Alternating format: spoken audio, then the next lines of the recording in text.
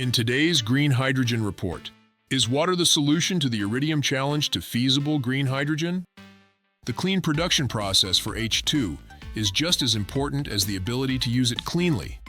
Dutch researchers from Radboud University and Eindhoven University of Technology have published a paper in the Nature Energy Journal showing a new way to produce green hydrogen without the use of iridium. Typically, renewable H2 involves water electrolysis. The paper was authored by researcher Kian de Klein and described the importance of green hydrogen production that would result in a clean fuel that did not need to pollute the atmosphere with carbon dioxide and other greenhouse gases.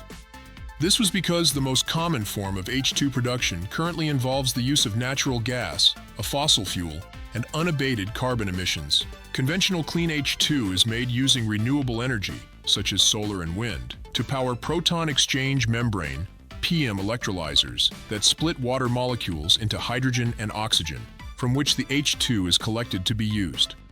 Among the challenges, and there are several, to that method is that the process requires iridium, which is one of a very small number of elements able to withstand the heavy acidity of the water molecule splitting environment. Iridium is a rare element, among the rarest metals in the world, so it is not only difficult to obtain at scale, but it is also very expensive. They work to create an anode catalyst using considerably less expensive and more readily available materials, cobalt and tungsten.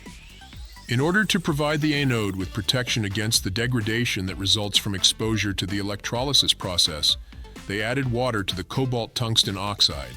Water is, after all, the substance in which it is intended to be submerged in the first place, in order for electrolysis to split the molecules. Looking to the water. At the beginning of the project, we were intrigued about the potential role of water itself as the elephant in the room in water electrolysis, said green hydrogen study author Ranit Ram. No one before had actively tailored water and interfacial water in this way. That's it for now. Thank you for watching Hydrogen News with us today. If you enjoyed our content, make sure to hit subscribe and like for more interesting H2 updates. Stay tuned for more insights and developments in the world of hydrogen energy.